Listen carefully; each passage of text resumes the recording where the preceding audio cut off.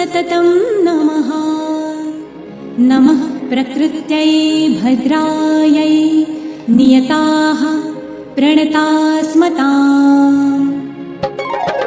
या देवी सर्वभूतेषु विश्वमायेति शब्दिता नमस्तस्यै